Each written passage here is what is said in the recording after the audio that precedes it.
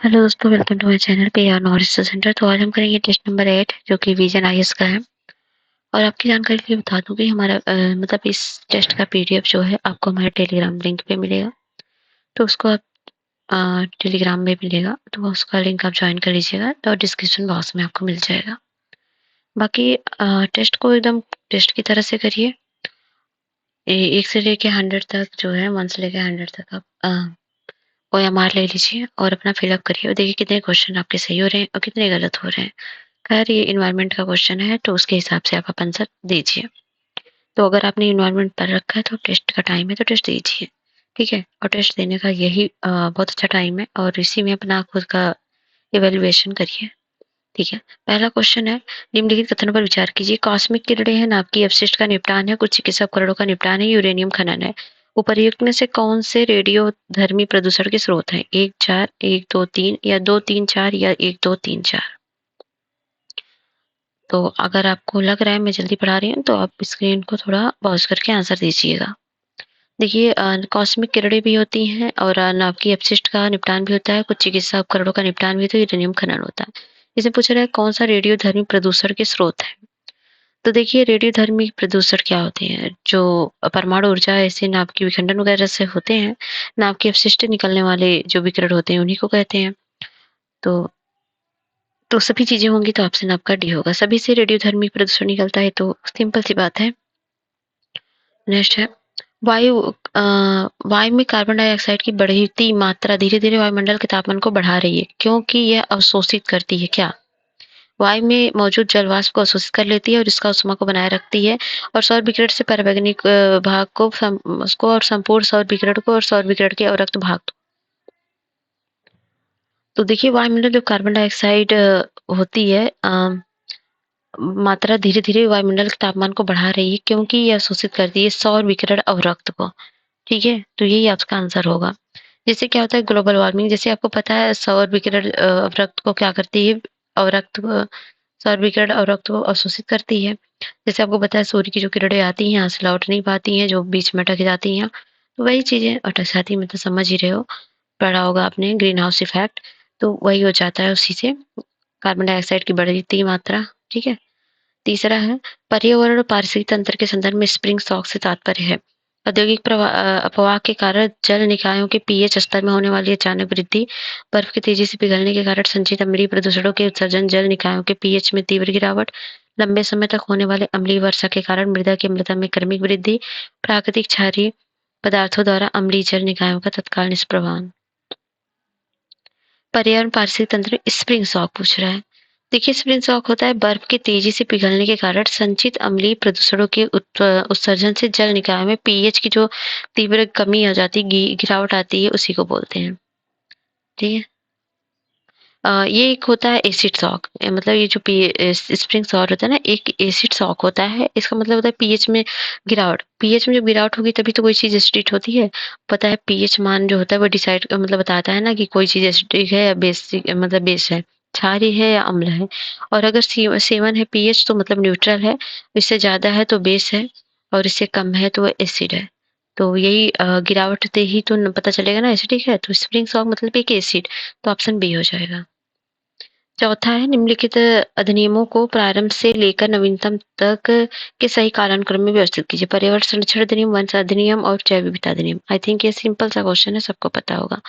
आपको पता है वन संरक्षण अधिनियम आया था 1980 में, और ये जो आपका पर्यावरण संरक्षण अधिनियम 1986 का है,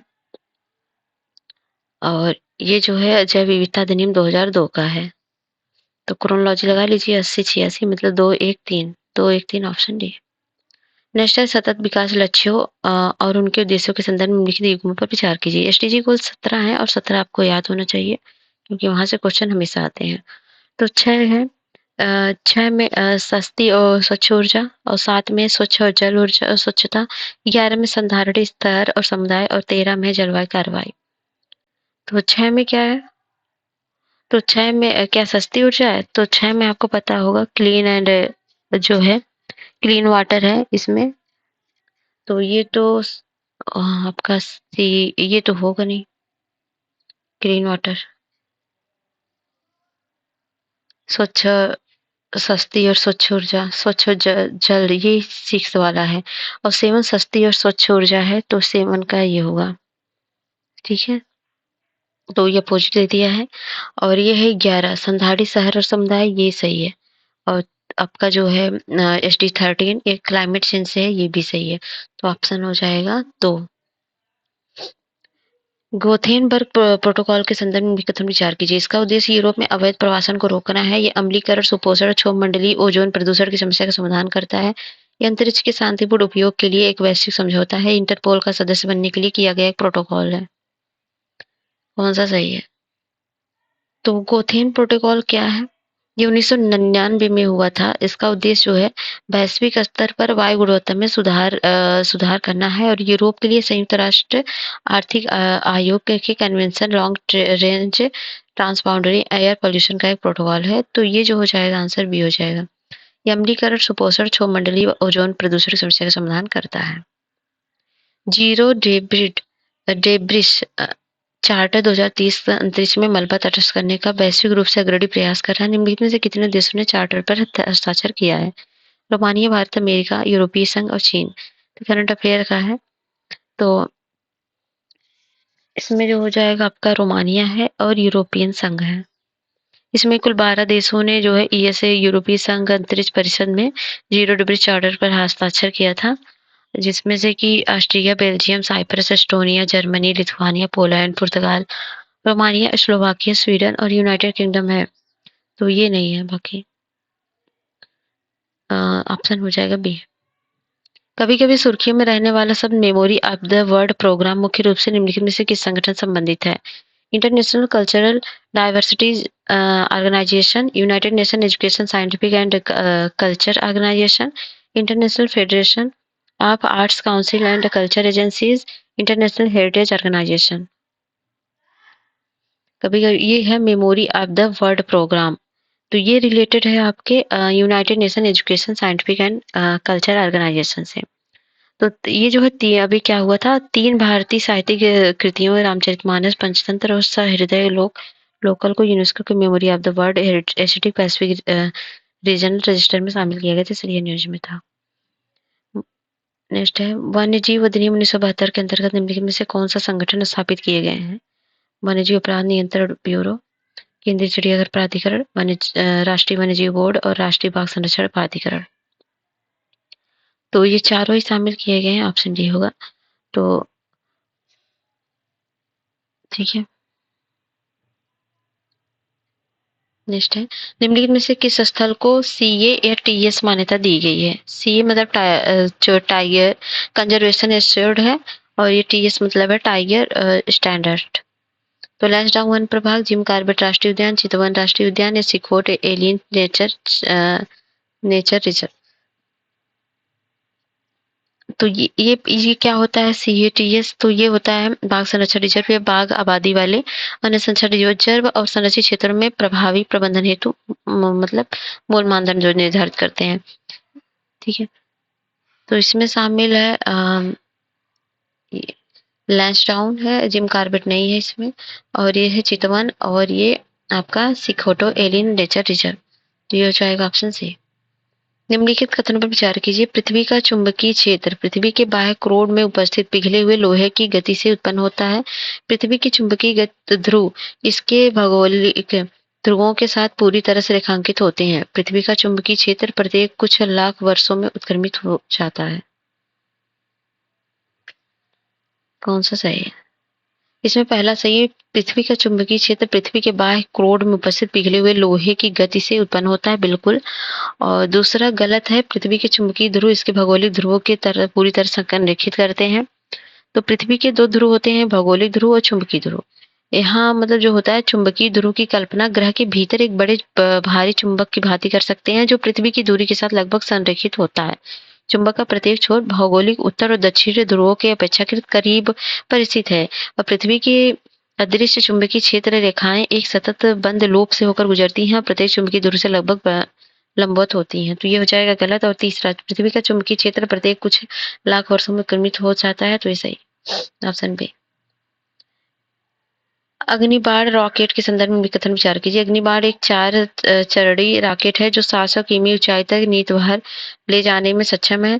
इसे 3D प्रिंटिंग या एडिटिव मैन्युफैक्चरिंग तकनीक के माध्यम से स्वदेशी रूप से निर्मित किया गया है। अग्निबाण रॉकेट प्रणोदय के रूप में केरोसिन और तरल ऑक्सीजन के मिश्रण का उपयोग करता है। तो ये अग्निबाण एक 4 चरड़ी रॉकेट है जो 700 किमी ऊंचाई का नीतिभाज ले जाने में सक्षम है, तो ये गलत है पहला। ये 700 नहीं बल्कि ये 700 किलोमीटर ऊंचाई पर तो जाता है और ये 4 चरड़ी है, 4 चरड़ी रॉकेट है, ये भी सही है। लेकिन ये 1.3 मीटर जो है 18 मीटर लंबा होता है और व्यास इसका 1.3 है, ये गलत है। और 3D प्रिंटिंग एडिटिव मैन्युफैक्चरिंग तकनीक के माध्यम से स्वदेशी रूप से निर्मित किया गया है, तो ये जो है सही है। और ये अग्निबाण रॉकेट प्रणोदक के रूप में केरोसिन और तरल ऑक्सीजन के मिश्रण का उपयोग करता है, ये भी सही है, ऑप्शन बी। नेक्स्ट है, निम्नलिखित में से कौन सा जैव रासायनिक ऑक्सीजन मांग मतलब बायोलॉजिकल ऑक्सीजन डिमांड के सर्वोत्तम वर्णन करता है? जलीय पारिस्थितिकी तंत्र में प्रकाश संश्लेषित जीवों द्वारा उत्पादित ऑक्सीजन की सांद्रता, ये जल में कार्बनिक पदार्थों को अपघटित करने हेतु वायवीय सूक्ष्मजीवों द्वारा ऑक्सीजन की मात्रा, यही तो है। ये तो कई बार पढ़ा होगा, ईपीपीसीएस और स्टेट पीसीएस का फेवरेट है। निम्नलिखित कथन पर विचार कीजिए। जैव आवर्धन एक ही पोषी स्तर के भीतर घटित होता है। पारा और डीडीटी समान रूप से पाए जाने वाले जैव आवर्धन पदार्थ हैं। कौन सा कथन सही है? 1, 2 या 1, 2 दोनों? ना तो 1 ना 2। जैव आवर्धन एक ही पोषी स्तर के भीतर घटित होता है, ये गलत है। जैव आवर्धन जो होता है, जैव आवर्धन ये खाद्य श्रृंखला के मतलब बहुत सारे मतलब उपभोक्ता के शरीर में विषाक्त सांद्रता में वृद्धि होती है, मतलब बहुत सारे पोषी स्तर से गुजरता है, तो ये पहला गलत है, दूसरा सही है, ऑप्शन बी। नेक्स्ट है, प्रजातियों की पारस्परिक क्रियाओं के संदर्भ में विकसित युग्मों पर विचार करें। तो स्पर्धा है, स्पर्धा मतलब कंपटीशन, दोनों प्रजातियों को हानि होती है। अंतरजातीय परजीविता, दोनों प्रजातियों को लाभ होगा। स्वभोजिता, केवल एक प्रजाति को ही हानि होगी। देखिए, स्पर्धा जैसे आप 2 लोग में स्पर्धा होगी, दोनों को ही नुकसान होगा, ऐसा नहीं एक लोग को फायदा होगा। तो ये जो होता है दोनों प्रजातियों को हानि होगा, बिल्कुल सही है ये स्पर्धा में, क्योंकि वो एक दूसरे को हानि पहुंचाते रहते हैं। और ये अंतरजातीय परजीविता क्या होती है? ये दोनों प्रजातियों को लाभ होगा, नहीं, इसमें एक को हानि होगा, दूसरे को लाभ। स्वभोजिता में केवल एक प्रजाति को ही हानि होगा, नहीं, स्वभोजिता में दोनों को प्रॉफिट होता रहता है, एक उसका उसका, ये हो जाएगा गलत। स्वभोजिता इसमें एक जीव दूसरे जीव को हानि या लाभ पहुंचाए बिना उनसे लाभ प्राप्त करते हैं, ठीक है, ओनली एक सही है। 16 है, भारतीय राष्ट्रीय अंतरिक्ष संवर्धन और प्राधिकरण केंद्र इन स्पेस के संदर्भ में कथन विचार कीजिए। भारतीय अंतरिक्ष अनुसंधान संगठन के प्रशासनिक नियंत्रण के कार्य करता है, और ये जो है कार्य करता है, ये गलत है। इनसैप जो होता है ये अंतरिक्ष विभाग के अधीन एक स्वायत्त सिंगल विंडो नोडल एजेंसी है, तो ये गलत होगा। और यह एक गैर सरकारी संस्थाओं द्वारा सभी अंतरिक्ष संबंधी गतिविधियों के लिए सिंगल विंडो मंजूरी प्रदान करता है, ये सही, ये जो है सही है। और इसरो और गैर सरकारी संस्थाओं के बीच इंटरफेस के रूप में कार्य करता है, ये भी सही है। 2 क्वेश्चन चाहिए। ऑप्शन, संकटग्रस्त प्रजातियों की आयुसीन लिस्ट पादप जंतुओं और अन्य जीवों की विलुप्ति के खतरे की स्थिति को वर्गीकृत करने के लिए सर्वाधिक मान्य वस्तुनिष्ठ आकलन प्रणाली में से एक है। निम्नलिखित में से कितने किसी दी गई प्रजाति के विलुप्त होने के जोखिम का आकलन करने के लिए एक मानदंड के रूप में प्रयुक्त हैं? संख्या कम होने की दर, भौगोलिक वितरण का क्षेत्र, यदि प्रजाति की आबादी पहले ही कम हो। कौन सा होगा? तो तीनों होगा, ऑप्शन सी। नेक्स्ट है, डीप फेक के संदर्भ में विकथन विचार कीजिए। इसमें न्यूरल नेटवर्क का उपयोग करके फेक ऑडियो और वीडियो शामिल है, और सूचना प्रौद्योगिकी अधिनियम 2000 की धारा 66 डी फेक को परिभाषित करती है। देखिए, परिभाषित वाले जितने क्वेश्चन आते हैं मैक्सिमम वो गलत ही होते हैं, चाहे पॉलिटी का हो या किसी अदर में। फिलहाल तो चांसेस मैंने 95% होता है, फिलहाल ध्यान दीजिए। तो ये होगा, इसमें न्यूरल नेटवर्क का उपयोग करके फेक ऑडियो वीडियो शामिल है, तो ये जो है सही है। और ये जो है परिभाषित है, ये गलत है, ठीक है। है इसी में लेकिन परिभाषित नहीं है, तो ये हो जाएगा 1।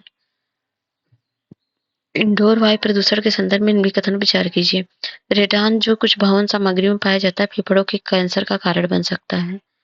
और दूसरा है फफूंद कॉलोनियों द्वारा निर्मुक्त किए गए जाने वाले जैविक रसायन एलर्जी उत्पन्न करते हैं और अस्थमा को बढ़ा सकते हैं।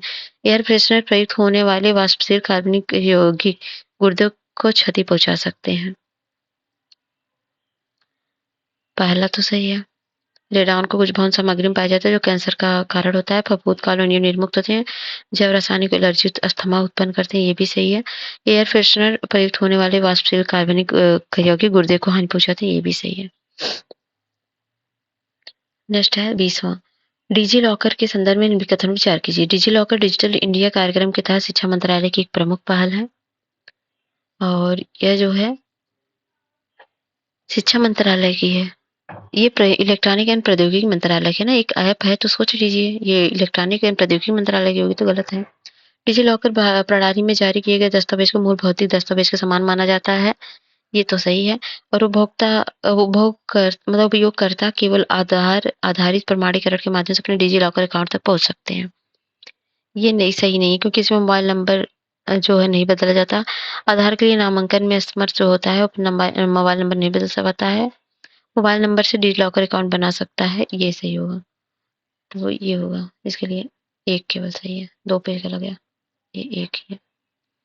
21 है सुपोषण के संदर्भ में निम्नलिखित कथनों पर विचार कीजिए। सुपोषण किसी जल निकाय की जैव रासायनिक ऑक्सीजन मांग को कम करता है। सुपोषण के कारण जल निकाय में ऑक्सीजन के स्तर में कमी आती है। सुपोषण तो कौन सा सही है? यूट्रोफिकेशन होता है। यूट्रोफिकेशन ये क्या होता है, वो प्रक्रिया होती है इसमें जल स्रोत जैसे कि झीलें, नदियां या तटीय क्षेत्र पोषक तत्वों विशेषकर नाइट्रोजन और फास्फोरस में समृद्ध हो जाते हैं। पोषक तत्वों की समृद्धि के कारण शैवाल और अन्य जीव जलीय पौधों की अत्यधिक वृद्धि होती है। सुपोषण या तो प्राकृतिक हो सकता है मानवीय, तो ये हो जाएगा गलत, ये हो जाएगा सही। सही है। और ये है सुपोषण कारण जल निकाय में ऑक्सीजन के स्तर में कमी नहीं आती है बल्कि पूर्ति होती है, तो ये हो जाएगा गलत। एक सही है, दूसरा गलत है। 1 मिनट। नहीं, इसमें पहला ही गलत है ना, दूसरा तो सही था। ये सही है। सुपोषण का जल निकाय में ऑक्सीजन के स्तर में कमी आती है। सुपोषण के जल निकाय की जैव रासायनिक मांग को कम नहीं सही करता है, ये हो जाएगा गलत।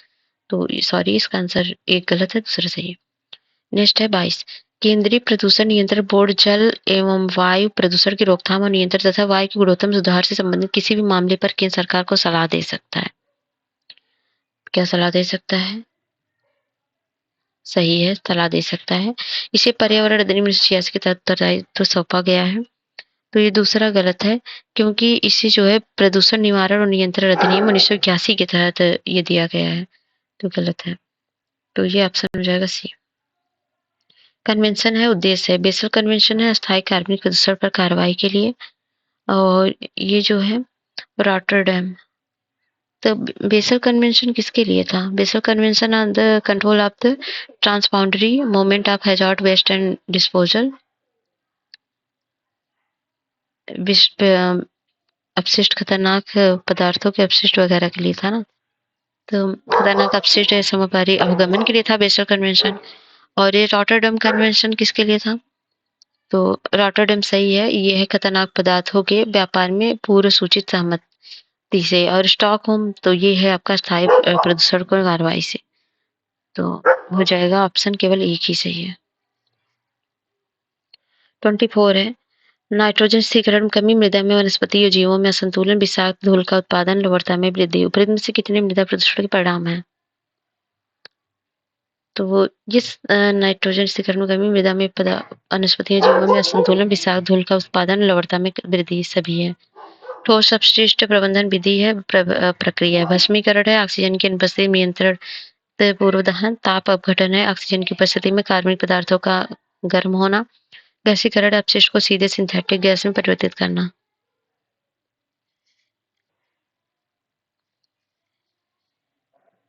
पहला गलत है। ये भस्मीकरण एक नियंत्रित उच्च ताप ऑक्सीकरण है जो मुख्य रूप से कार्बनिक यौगिकों को थर्मल ऊर्जा CO2 जल में परिवर्तित करता है, तो ये गलत होगा। और ये दूसरा जो है ये भी सुमेलित नहीं है। ताप अपघटन, ये जो होता है ठोस पदार्थों को तरल अवस्था में परिवर्तित करता है और तरल ऑक्सीजन की विपूर्ण अनुपस्थिति में गैसीय अवस्था में परिवर्तित करता है। तो ये जो होता है गलत है दोनों। तो ये हो जाएगा सी, केवल तीसरा सही है। गैसीकरण होता है अपशिष्ट को सीधे सिंथेटिक गैस में परिवर्तित करना। एक ही सम्मिलित है। 26 है, जैव विविधता विरासत स्तर के संदर्भ में कथन विचार कीजिए। ये स्तर वन्य जीव अधिनियम 1972 के तहत संरक्षित क्षेत्रों के अंतर्गत आते हैं। पालतू प्रजातियों की प्रचुरता बीएचएस घोषित करने के एकमात्र मानदंड है। जिन क्षेत्रों में संधारणीय कृषि पद्धति अपनाई जाती है उन्हें बीएचएस घोषित किया जा सकता है।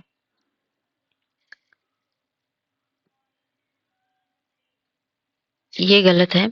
जहाँ तक संभव हो उन स्थलों पर विचार किया जा सकता है जो वन्यजीव संरक्षण अधिनियम 1972 के तहत संरक्षित क्षेत्र नेटवर्क के अंतर्गत शामिल नहीं है। तो अंतर्गत नहीं बल्कि शामिल नहीं होगा। तो ये गलत हुआ, ये गया, ये गया, ये गया, वैसे भी आपको तीसरा बी आंसर मिल गया। फिलहाल दूसरा देख लीजिए, प्रजातियों की प्रचुरता विश्व घोषित एकमात्र मानदंड है, तो ये गलत है।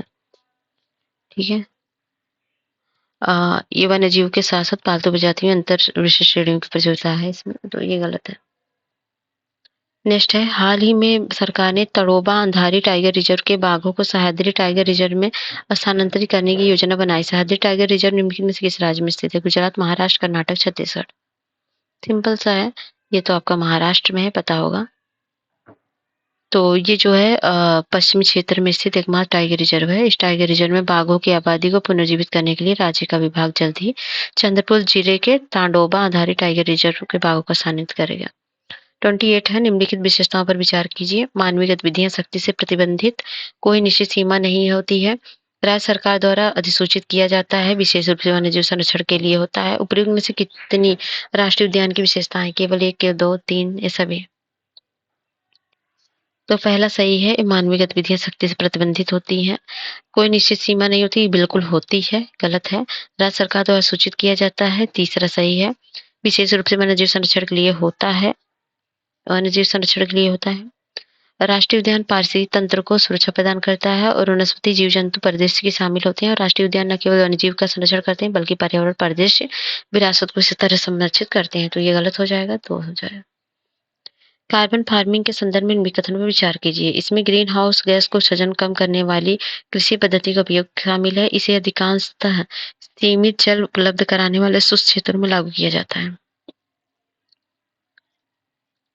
पहला तो सही है, इसमें ग्रीन हाउस गैस सृजन को कम करने वाली कृषि पद्धतियों का उपयोग शामिल है। लेकिन दूसरा गलत है। इसमें अधिकांशतः सीमित जल उपलब्ध वाले शुष्क क्षेत्र पर लागू होता है, गलत है। इसमें कार्बन फार्मिंग गर्म और शुष्क दोनों क्षेत्रों में चुनौतीपूर्ण हो सकता है, तो इसलिए। ठीक है। तीसरा है, काजा शिखर सम्मेलन 2024 के संदर्भ में कथन विचार कीजिए। पारिस्थितिकी पर्यटन को बढ़ावा देना, विरासत और सांस्कृतिक संसाधनों का प्रबंधन करना, समुदायों का सामाजिक आर्थिक कल्याण सुनिश्चित करना।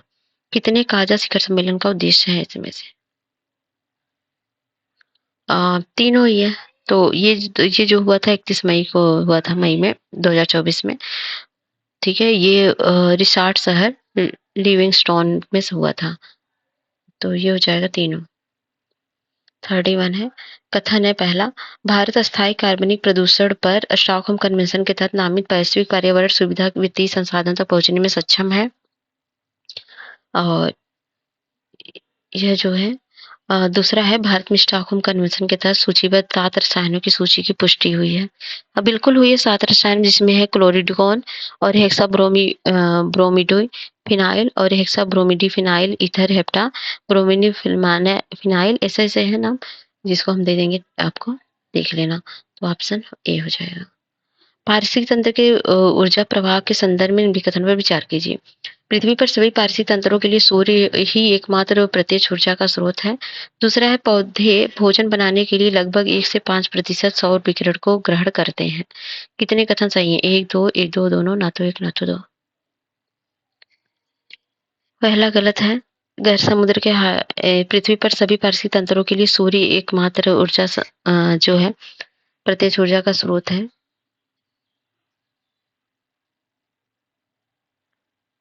ये तो सही है। क्या बोल रहा है?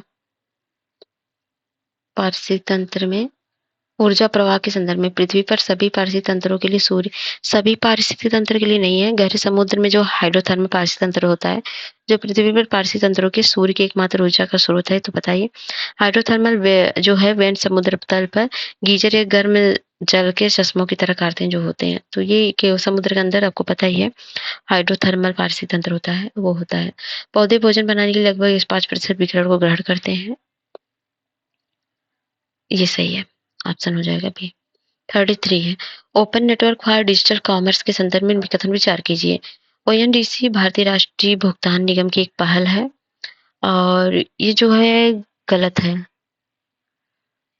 ये जो है उद्योग संवर्धन और आंतरिक व्यापार विभाग के अंतर्गत स्थापित किया गया है, तो गलत है। डीपीआईआईटी से और ये केंद्रीय विक्रेताओं के विभिन्न ई कॉमर्स प्लेटफॉर्म पर अपने उत्पाद बेचने की अनुमति प्रदान करता है, ये सही है, ऑप्शन बी। 34 है, निम्नलिखित में से कौन सी पारिस्थितिक तंत्र में एडैफिक कारकों का गठन करते हैं? प्रकाश, तापमान, वायु वेग, वायुमंडलीय गैस, वर्षा और वायुमंडलीय आर्द्रता, मृदा खनिज पदार्थ, मृदा जल, मृदा वायु और ऊंचाई, ढलान और ढलान की दिशा। आपको एडैफिक पता होगा तो ये मिट्टी के लिए यूज होता है, तो सीधा आंसर आपका सी पता हो जाता। नेक्स्ट है 35, पारिस्थितिक तंत्र की परितंत्र की उत्पादकता के संदर्भ में कथन विचार कीजिए। सकल प्राथमिक उत्पादकता परपोषिता की खपत के लिए उपलब्ध जैव मात्रा है। महासागर की वास्तविक शुद्ध प्राथमिकता उत्पादकता भूमि की तुलना में अधिक है। ये जो है पहला तो गलत है। नेट प्राथमिकता उत्पादकता जो होती है परपोषिता की खपत के लिए उपलब्ध जैव मात्रा होती है, तो ये गलत है। और दूसरा, महासागर की वार्षिक शुद्ध प्राथमिक उत्पादकता भूमि की तुलना में अधिक है, तो ये भूमि की तुलना में कम है, ना कि अधिक है, ये गलत है। और ये होता है पादप प्रजातियों में पाए जाने पर निर्भर करता है, तो ये गलत हो जाएगा, तो ये डी हो जाएगा। 36 है, निम्नलिखित में से किस संगठन द्वारा चारागाहों या चारावाहों पर global land outlook thematic report जारी की जाती है? खाद्य और कृषि संगठन के लिए, संयुक्त राष्ट्र विकास कार्यक्रम के लिए, संयुक्त राष्ट्र मरुस्थलीकरण रोकथाम अभियान के लिए, विश्व बैंक के लिए? जो किया जाता है संयुक्त राष्ट्र मरुस्थलीकरण रोकथाम अधिनियम इस समय के लिए। क्योटो प्रोटोकॉल के तहत कार्बन बाजार के तंत्र के संदर्भ में लिखित युग्मों पर विचार कीजिए। क्योटो मैकेनिज्म एंड विवरण है। सीडीएम है स्वच्छ विकास तंत्र। तो यह है, ये औद्योगिक देशों को विकासशील देशों में अपनी परियोजनाओं से उत्सर्जन कमी के लिए क्रेडिट खरीद कर उनके उत्सर्जन में कमी जो होता है, एक सेकेंड,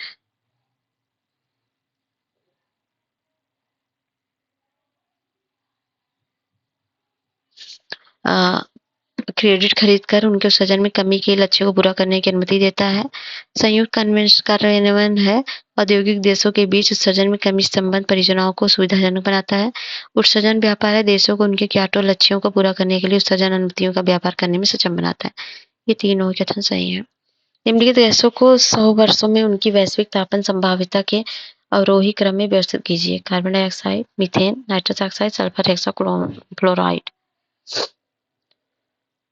तो इसमें सबसे ज्यादा होता है सल्फर हेक्साक्लोराइड का, नाइट्रस ऑक्साइड का, फिर है मीथेन का, फिर लास्ट में कार्बन डाइऑक्साइड। इनको अवरोही क्रम में लगाया इसलिए ऐसा आया, ठीक है। तो ऑप्शन हो जाएगा 4, 3, 2, 1।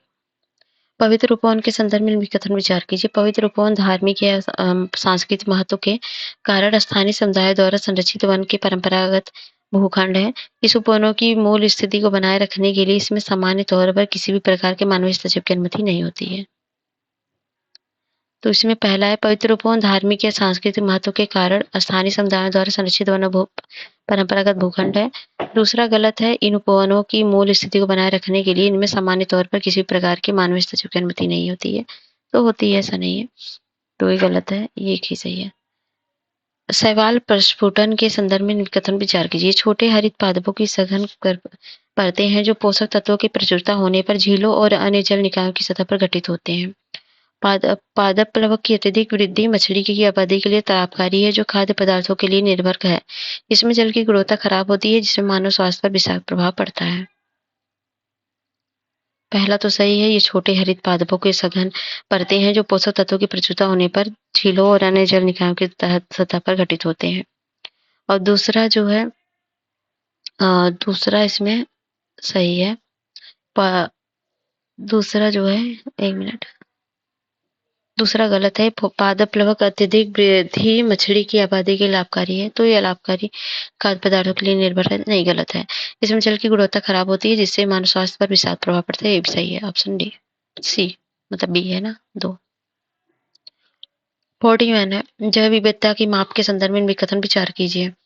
प्रजाति की प्रचुरता किसी दिए गए पारिस्थितिक तंत्र के भीतर अद्वितीय प्रजातियों की संख्या है। प्रजाति समरूपता किसी प्रजाति की दुर्लभता को इंगित करता है। कौन सा कथन सही? 1 2 1 2 दोनों, ना तो 1 ना तो 2, तो दोनों ही सही है, ऑप्शन सी। और ये शब्दावली विवरण है। प्रोविजनिंग, यह है दबावग्रस्त परिसंपत्तियों के पुनर्गठन की तकनीक है। डीप प्राइसिंग है, उत्पाद की कीमत के केवल कुछ हिस्सों का विज्ञापन किया जाता है। फ्रंट रनिंग है, over subscribe initial public offer की स्थिति। ऊपरी युग्म से कितने युग्म सही सम्मिलित है? पहला गलत है इसमें।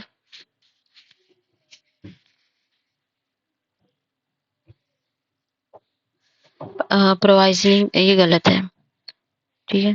प्रोवाइजनिंग जो है भारतीय रिजर्व बैंक परियोजनाओं का वित्त पोषण करने के ऋणदाताओं के लिए प्रोवाइजनिंग के संबंध में दिशा निर्देश आरबीआई ने दिया है, इसलिए था न्यूज में। आरबीआई दिशा निर्देशों के अनुसार ऋणदाताओं को अलग अलग चरणों में कार्यान्वयन के तहत परियोजनाओं के लिए जोखिम 5% प्रोविजनिंग को बनाए रखना होता है। तो बैंक के संभावित नुकसान की क्षतिपूर्ति के लिए अपने लाभ में एक निर्धारित राशि अलग रखता है, तो ये गलत है। रिप्राइसिंग सही है, ये उत्पाद की कीमत के केवल कुछ हिस्सों का विज्ञापन किया जाता है। फ्रंट रनिंग क्या होता है? Front running over subscribed initial public offer, तो ये गलत है। ये जो है over initial public offers over का ओवर सब्सक्रिप्शन एक ऐसी स्थिति होता है जिसमें किसी कंपनी के इश्यू स्टॉक की मांग उसकी आपूर्ति से, मतलब पूर्ति से अधिक हो जाती है, तो ये तो गलत है, एक ही सही है।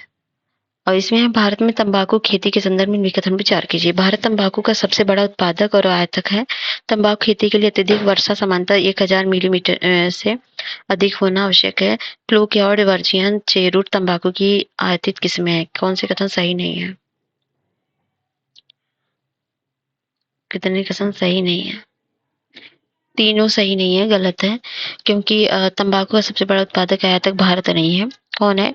तो ब्राजील, जिम्बाब्वे, इंडोनेशिया, ये है, तो ये गलत है। और ये है तंबाकू खेती के लिए अत्यधिक वर्षा सामान्यतः 1000 मिलीमीटर से अधिक आवश्यक है। तो 1000 से अधिक नहीं बल्कि 1200 मिमी से अधिक आवश्यक है। प्लूकेओड क्या है? प्लूकेओड वर्जियान तंबाकू आंध्र प्रदेश कर्नाटक में है। वर्जियान और चेरू तंबाकू आयातित किस्में है। तो ये जो है ये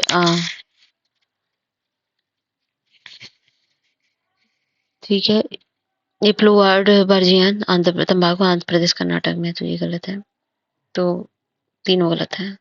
44 है, फ्लाई ऐश के संदर्भ में कथन विचार कीजिए। ताप विद्युत संयंत्र के बॉयलर में चूड़ित कोयले के दहन करने पर फ्लो गैसों के साथ फ्लाई ऐश भी निकलती है। यह कंक्रीट उत्पाद के लिए प्रयुक्त पोर्टलैंड सीमेंट की प्रतिस्थापित कर सकता है। फ्लाई ऐश से बना कंक्रीट पारिस्थितिकी परंपरागत कंक्रीट की तुलना में अधिक मजबूत और टिकाऊ होता है। ये तीनों सही है, ऑप्शन सही है। 45 से पर्यावरण प्रभाव आकलन की प्रक्रिया के संदर्भ में भी कथन विचार कीजिए।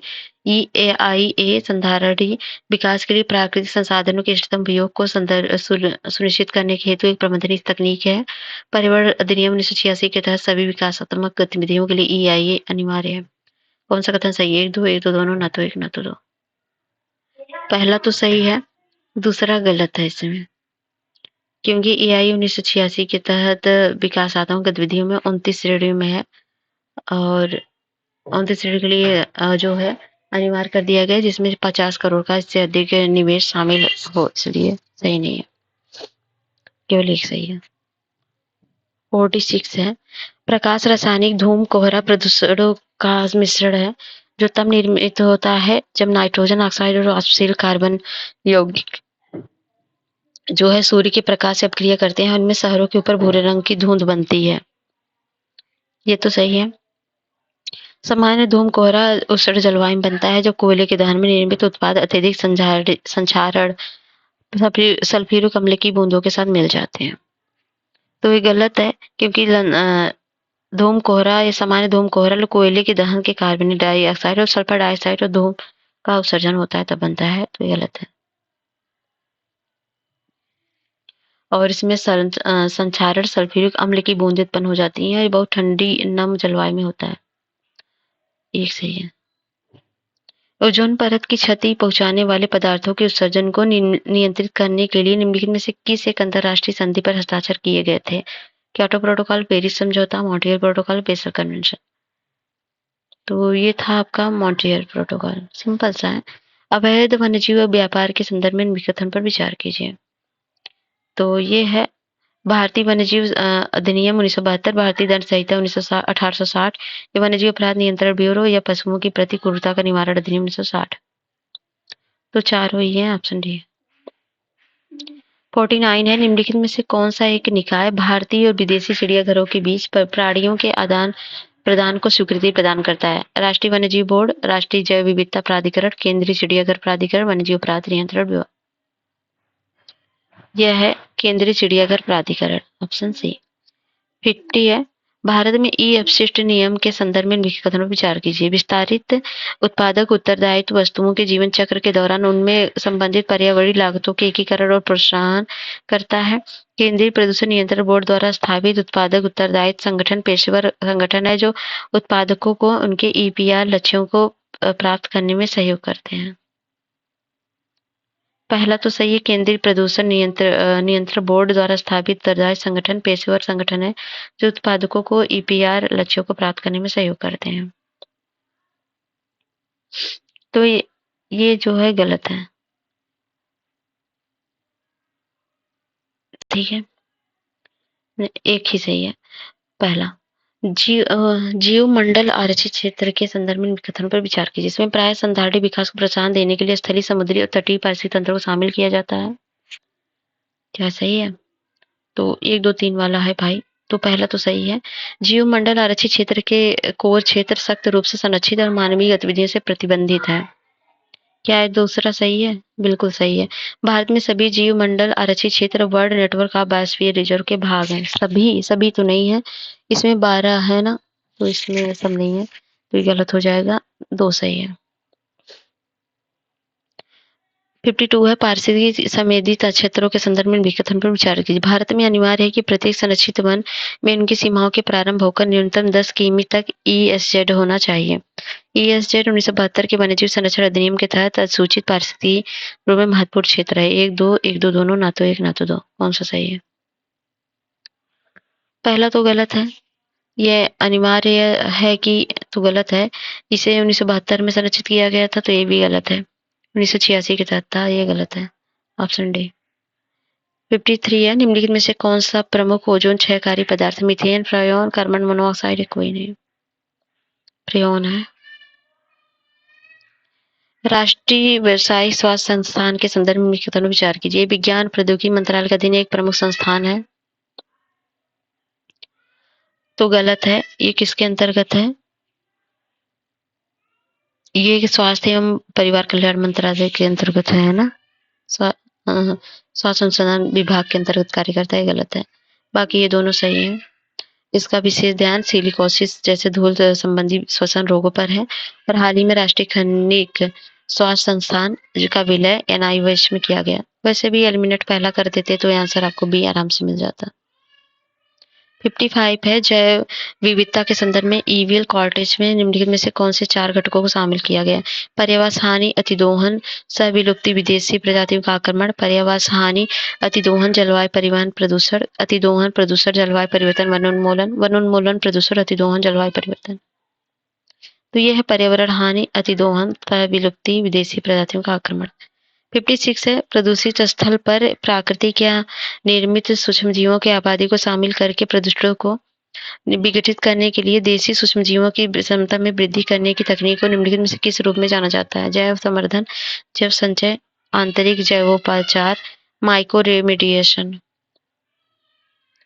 तो यह है जैव संवर्धन, ऑप्शन ए। 57 है, प्रतिपूरक वनीकरण कोष अधिनियम 2016 के संदर्भ में निम्नलिखित पर विचार कीजिए। यह अधिनियम भारत को लोक लेखा के अंतर्गत जो है राष्ट्रीय प्रतिपूरक वनीकरण कोष स्थापित करता है। अधिनियम के अंतर्गत केंद्र और राज्य दोनों को 50% अधिक धनराशि प्राप्त होती है। नियंत्रक महालेखा परीक्षक इसके खातों की वार्षिक अंकेक्षण करता है।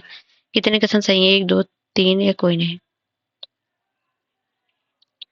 पहला सही है, अधिनियम भारत के लोक लेखा के अंतर्गत राष्ट्रीय प्रतिपूरक वनीकरण कोष स्थापित करता है। दूसरा जो है ये है जो है सही नहीं है। ये अधिनियम के अंतर्गत केंद्र और राज्य दोनों को 50% धनराशि प्राप्त होती है, तो 90% होती है, ना कि 50। नियंत्रण महालेखा परीक्षक इसके खातों की वार्षिक अंकेक्षण करता है, सही है, ऑप्शन बी। 58 है, स्थलीय पारिस्थितिक तंत्र के अपघटन प्रक्रिया के संदर्भ में निम्नलिखित कथनों पर विचार कीजिए। निच्छालन को जल में प्रज्वलनशील जैविक पोषक तत्वों के मृदा संस्तर में रिसाव के रूप में परिभाषित किया जाता है। स्थलीय पारिस्थितिक तंत्र में ह्यूमस पोषक तत्व भंडार के रूप में कार्य करता है। लिग्निन और काइटिन की उपस्थिति अपरद के अपघटन की दर को बढ़ाती है। कितने सही? 1, 2, 3 या कोई नहीं? पहला गलत है। निच्छालन को जल में घुलनशील जैविक पोषक तत्वों के मृदा संस्तर में रिसाव के रूप में परिभाषित किया गया, तो ये गलत है, परिभाषित नहीं किया गया ऐसा कुछ।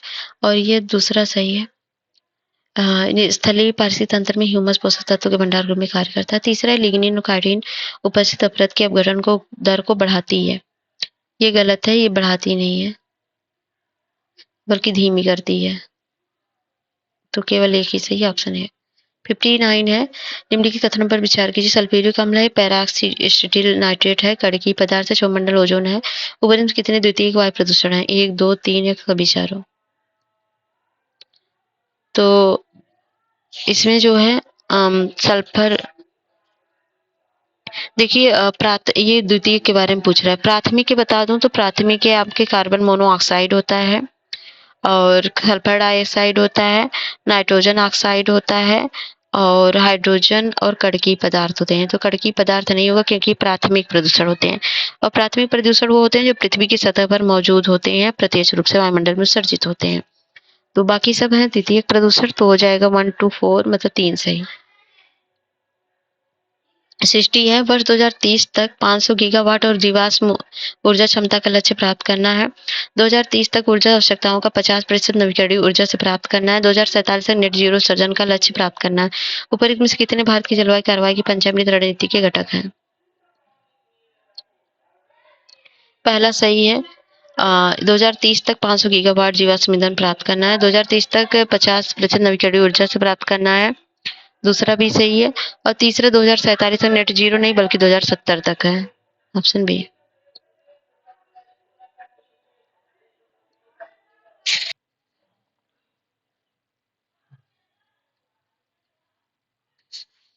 सृष्टि वन है, ऊष्मीय प्रदूषण जलीय पारिस्थितिक तंत्र में जैव विविधता को क्षति पहुंचा सकता है।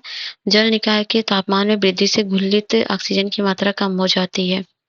कौन सा कथन सही है? 1, 2 दोनों सही है, 2, 1 की व्याख्या करता है। 1, 2 दोनों सही, 2, 1 की व्याख्या नहीं करता है। तो देखिए 2, 1 दोनों सही है और 2 कथन 1, 2 की व्याख्या, ये 2, 1 की व्याख्या कर रहा है। नेक्स्ट है, तुर्की में स्थान अवस्थित थी। अल-बेका घाटी है सीरिया में, माउंट रुआंग है इंडोनेशिया में, सक्सगाम है घाटी है लद्दाख में। कितने सही सम्मिलित हैं? तो इसमें जो है अल-बेका घाटी कहाँ पर है? पश्चिम लेबनान पर्वत में और एंटी लेबनान पर्वत के मध्य अवस्थित है। सीरिया लेबनान में है, तो गलत है। माउंट रुआंग जो है इंडोनेशिया में, सही है। सक्सगामी घाटी लद्दाख में है, ये गलत है। सक्सगामी घाटी चीन द्वारा किए जा रहे सड़क निर्माण का विरोध किया गया। ये भारत के पाकिस्तान में पीओके में है, तो ये गलत है, एक ही सही है। महासागरीय अम्लीकरण के संदर्भ में निम्नलिखित पर विचार कीजिए। महासागरीय अम्लीकरण से तात्पर्य अतिरिक्त वायुमंडलीय कार्बन डाइऑक्साइड के अवशोषण के कारण महासागर के पीएच स्तर में कमी से है। महासागरीय अम्लीकरण समुद्री जीवों, विशेष रूप से कैल्शियम कार्बोनेट, सैल या अस्थिपंजर वाले जीवों पर प्रतिकूल प्रभाव डालता है। दोनों ही सही है, ऑप्शन सही। स्थलीय पारिस्थितिक तंत्रों के संदर्भ में कथनों पर विचार कीजिए। स्थलीय बायोम विशेषताएं, टुंड्रा है, परमाफ्रॉस्ट या स्थायी तुषार वाली मृदा, टैगा है सदाबहार शंकुधारी वन, समाना है लंबी घास वाले छोटे वृक्ष। टुंड्रा है परमाफ्रॉस्ट स्थायी तुषार वाली मृदा, सही है। टाइगा है सदाबहार शंकुवन और सवाना है लंबी घास वाले छोटे वृक्ष, तीनों ही सही है। 65 है, शीत ऋतु के दौरान अंटार्कटिका के ऊपर ओजोन छिद्र के आकार में वृद्धि हो जाती है। और ये है दूसरा है, ध्रुवीय समतापमंडलीय बादलों क्लोरीन और ब्रोमीन अपक्रियाओं के लिए सतह प्रदान करते हैं, जिस कारण महत्वपूर्ण ओजोन का अवक्षय होता है। तो ये दोनों सही है, ऑप्शन ए दोनों सही है। कथन 2 एक की व्याख्या कर रहा है। पीने के प्रयोजन हेतु प्रयोग किए जाने वाले जल को फ्लोराइड आयनों से पूर्णतः रहित होना चाहिए। 10 ppm अधिक क्लोराइड आयन अस्थियों और दांतों पर हानिकारक प्रभाव डाल सकता है। पहला है फ्लोराइड आयन पूर्णतः रहित। पीने के प्रयोजन युक्त जो पानी होता है उसमें फ्लोराइड आयन पूर्णतः रहित होता है, होना चाहिए, ऐसा नहीं है। फ्लोराइड की आवश्यकता हमारी बॉडी में होती है, नहीं तो बहुत सारे रोग कारण भी बन जाते हैं, तो ये ऐसा नहीं है। तो ये है गलत और दूसरा है सही। Option D. जैव विविधता के संदर्भ में निम्नलिखित कथनों पर विचार कीजिए। जब कोई व्यक्ति ध्रुव में विषुवत रेखा की ओर यात्रा करता है तो इसमें समानता वृद्धि होती है। उष्णकटिबंधीय वर्षावनों में पृथ्वी पर सर्वाधिक प्रजाति विविधता पाई जाती है। दोनों ही कथन सही है। 68 है, कनेर या नेरियम पुष्प के संदर्भ में कथन विचार कीजिए। इन पुष्पों के कच्चे अर्क के सेवन से बचना चाहिए। इनमें ओलियड्रिन नामक कार्डियोटॉक्सिक ग्लाइकोसाइड होता है जो मृत्यु का कारण भी बन सकता है। ये दोनों कथन सही है, व्याख्या भी सही है। अपराध रोकथाम आपराधिक न्याय आयोग के संदर्भ में कथन विचार कीजिए। संयुक्त राष्ट्र आर्थिक एवं सामाजिक परिषद का एक एकात्मक आयोग है। इसका मुख्यालय स्विट्जरलैंड जेनेवा में स्थित है। तो ये संयुक्त राष्ट्र आर्थिक और सामाजिक परिषद का एक कार्यात्मक आयोग है, सही है। दूसरा गलत है, इसका मुख्यालय स्विट्जरलैंड जेनेवा में स्थित है। इसका मुख्यालय वियना में है, न कि यहाँ पर वियना ऑस्ट्रिया यहाँ पर है। एक ही सही है। निम्नलिखित में से कौन सा भारतीय क्षेत्र विश्व जैव विविधता हॉटस्पॉट में शामिल है? हिमालय, पश्चिम घाट, पूर्वी घाट, पूर्वोत्तर भारत, निकोबार द्वीप समूह। तो हिमालय है और पश्चिम घाट भी है, पूर्वोत्तर भारत भी है और निकोबार, लेकिन पूर्वी घाट इसमें थोड़ी ना है। तो ऑप्शन हो जाएगा 1 2 4 5। वर्षा जल का पीएच मान निम्नलिखित में से कम होने पर उसे अम्लीय वर्षा माना जाता है, कितने पर? 5.6, 6.5 एंड 7 एंड 6.9। ये होता है 5.6। इससे कम हो जाता है, इसे अम्लीय वर्षा कहा जाता है। निम्नलिखित में से कौन सा कथन पारिस्थितिकी के गॉसे के नियम का सर्वोत्तम वर्णन करता है? समान संसाधनों के लिए स्पर्धा करने वाले दो निकटता से संबंधित प्रजातियों अनंत काल तक सह अस्तित्व में नहीं रह सकते। उष्ण जलवायु में शरीर का आकार रैखिक होता है तथा ठंडी जलवायु में अधिक गोल और सघन होता है। ठंडी जलवायु में शरीर का आकार बड़ा होता है और उष्ण जलवायु में छोटा होता है। प्रकृति के दोहन की सदैव पारिस्थितिकी लागत होती है। तो ये पहला सही है। समान संसाधनों के लिए स्पर्धा करने वाले दो निकटता से संबंधित प्रजातियां अंतकाल तक अस्तित्व में नहीं रह सकती। ठीक है। और 73 है, निम्नलिखित में से कौन सा शब्द इकोक्लाइन का सर्वोत्तम वर्णन करता है? इकोक्लाइन। तो यह रोग और अन्य तनावकारी कारकों के कारण पारिस्थितिकी तंत्र में प्रजातियों की आबादी में क्रमिक गिरावट को संदर्भित करता है। यह किसी पारिस्थितिकी तंत्र में वायु, जल और मृदा जैसे अजैविक कारकों की गुणवत्ता में गिरावट को संदर्भित करता है। दो पारिस्थितिकी तंत्रों के मध्य एक स्पष्ट विभाजन सीमा नहीं होने की स्थिति में एक पारिस्थितिकी तंत्र से दूसरे पारिस्थितिकी तंत्र में क्रमिक किंतु निरंतर परिवर्तन होता है। तो यही तो है ऑप्शन सी। नेक्स्ट है ऑप्शन 74। कथन है, भारत में हाल ही में समुद्री प्रदूषण से निपटने के लिए अपनी विशिष्ट नीति जारी की है। भारत समुद्री प्रदूषण की रोकथाम पर अंतर्राष्ट्रीय कन्वेंशन पर हस्ताक्षर करता है। तो भारत में हाल ही में समुद्री प्रदूषण निपटने के लिए एक अपनी विशिष्ट नीति जारी की है, तो ये गलत है।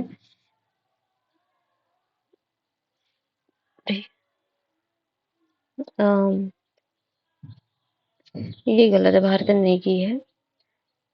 दूसरा सही है, ऑप्शन डी हो जाएगा। निम्नलिखित में से गिद्धों की कौन सी प्रजाति गंभीर रूप से संकटग्रस्त है? रेड हेडेड गिद्ध, हिमालयी गिद्ध, सरेंडर गिल्ड गिद्ध, पॉइंटेड गिद्ध। तो ये रेड हेडेड गिद्ध है और सरेंडर बिल्ड गिद्ध है और वाइन टेल्ड गिद्ध है, हिमालय गिद्ध नहीं है। ऑप्शन हो जाएगा डी। भारत में संरक्षण रिजर्व के संदर्भ में मुख्य कथन विचार कीजिए। संरक्षण क्षेत्रों की अवधारणा को सर्वप्रथम जैव विविधता अधिनियम 2002 में प्रस्तुत किया गया था। संरक्षण क्षेत्र पूर्णतः भारत सरकार के स्वामित्व में होते हैं। सभी प्रकार के संरक्षण क्षेत्रों में मानवीय गतिविधियां पूर्ण रूप से प्रतिबंधित होती हैं। इसमें पूछ रहा कितने कथन सही है।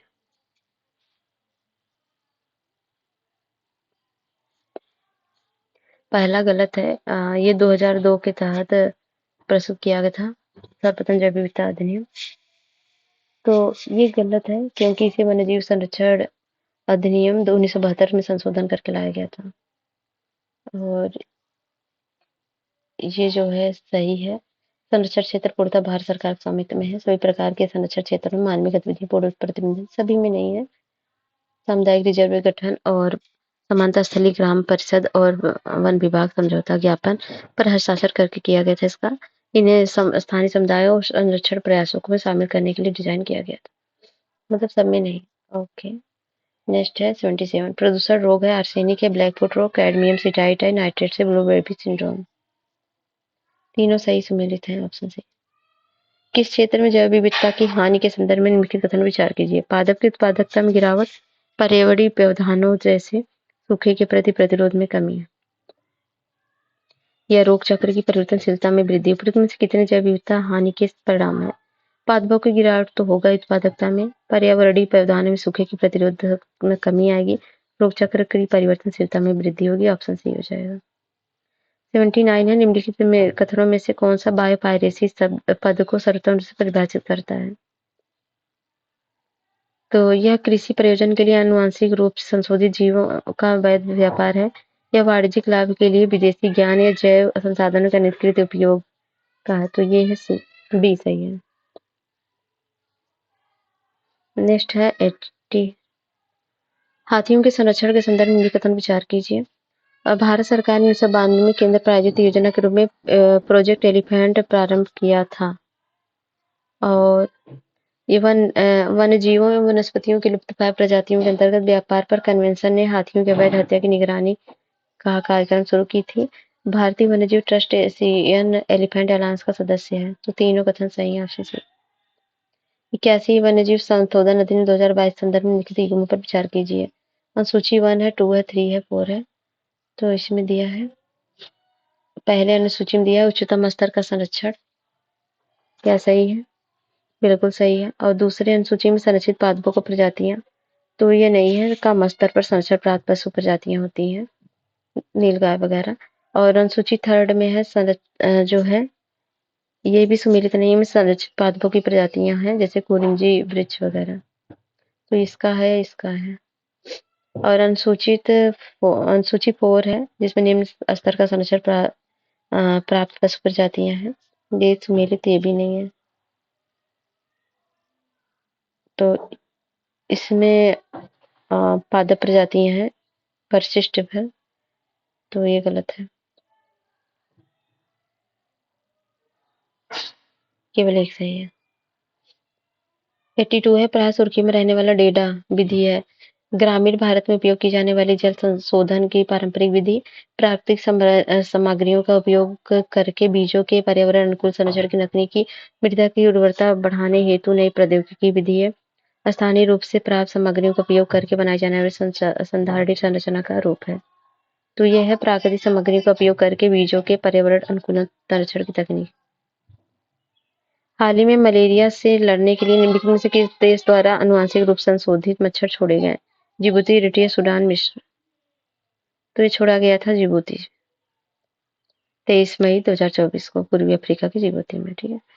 और यह निम्नलिखित पर विचार कीजिए। तेल रिसाव है, अपशिष्ट जल उपचार है, रेडियोधर्मी अपशिष्ट आयनिक तत्व है। निम्नलिखित में से कितने को बायो रेमेडिएशन तकनीक से उपचारित किया जा सकता है। तीनों को किया जाता है, ऑप्शन सी।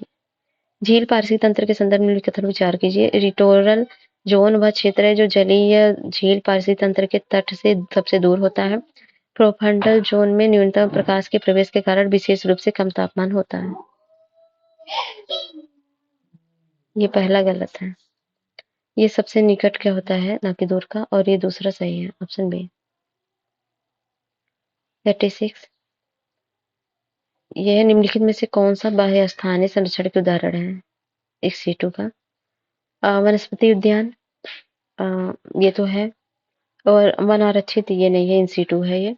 जीन बैंक है इन सीटू। और ये जो है ये इन सीटू है, ये नहीं होगा। क्रायो प्रिजर्वेशन ये होगा, तो ऑप्शन बी हो जाएगा इसका। निम्नलिखित में से किस अधिनियम नीति के तहत संयुक्त वन प्रबंधन कार्यक्रम शुरू किया गया?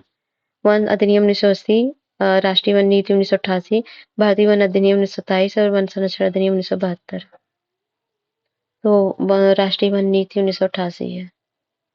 निम्नलिखित में से कौन सा जलीय पारिस्थितिक तंत्र में नेक्टन शब्द का सर्वोत्तम वर्णन करता है? ये वायु जल अंतरा पृष्ठ पर रहने वाले सूक्ष्मजीव हैं। ये तैरने वाले अति सूक्ष्म जीव हैं। ये शक्तिशाली तैराक हैं जो जल निकाय में धाराओं को पार कर सकते हैं। ऑप्शन सी है। 89 है, अल्ट्रा प्रोसेस्ड फूड संदर्भ में विकल्पों पर विचार कीजिए।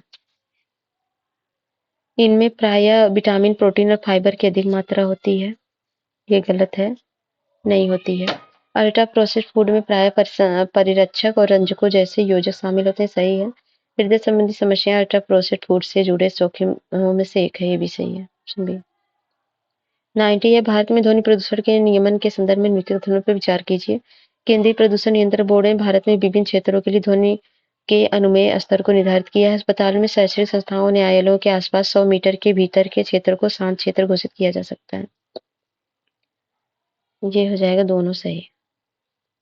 उपेक्षित उष्णकटिबंधीय रोगों के संदर्भ में निम्नलिखित कथनों पर विचार कीजिए। संक्रमण रोगों और गैर संक्रामक रोगों का एक विविध समूह है। 2030 तक महामारी को समाप्त करने के लिए सतत विकास लक्ष्यों में शामिल है। ये विषाणु, जीवाणु, परजीवी और कवक और विषाक्त पदार्थों के सहित विभिन्न रोगाणुओं के कारक हो सकते हैं। तीनों सही हैं। नेक्स्ट है 92, रासायनिक हथियार निषेध संगठन के संदर्भ में कथनों पर विचार कीजिए। भारत इस संगठन का सदस्य नहीं है, और लेकिन यह रासायनिक आयुध कन्वेंशन पर हस्ताक्षर करता है। ये गलत है। यह एक अंतर सरकारी संगठन है और रासायनिक हथियार कन्वेंशन कार्यान्वयन का है। इसका मिशन विश्व रासायनिक हथियारों बनाने के लिए एक कन्वेंशन पर लागू हो किया गया था। इसका नीदरलैंड मुख्यालय है और 193 देश शामिल हैं। भारत भी इसका मेंबर है। रासायनिक हथियार को समाप्त करने के प्रयास के लिए 2013 में नोबेल शांति पुरस्कार सम्मानित किया गया था। क्या दूसरा सही है? तो दूसरा सही है। और इसका मुख्यालय स्विट्जरलैंड में नहीं है। इसका मुख्यालय कहाँ पर है? नीदरलैंड में, हेग में। और 1925 में जेनेवा प्रोटोकॉल कार्यान्वयन की देखरेख में ओपीसीडब्ल्यू द्वारा किया गया था। तो गलत है। ठीक है, जेनेवा प्रोटोकॉल के तहत हुआ था। निम्नलिखित देशों में से किसके पास विश्व का पहला संचालन रक्त तैरता हुआ परमाणु ऊर्जा संयंत्र है? चीन, संयुक्त राज्य अमेरिका, रूस, भारत। ये है रूस के पास। निम्नलिखित युग्म पर विचार कीजिए। काजीरंगा है, मानस है, केवलादेव और ग्रेट हिमालयन है। ऊपरी क्षेत्र में से कितने यूनेस्को के प्राकृतिक विश्व धरोहर स्थल में शामिल है? सभी चारों हैं। ऑप्शन डी है।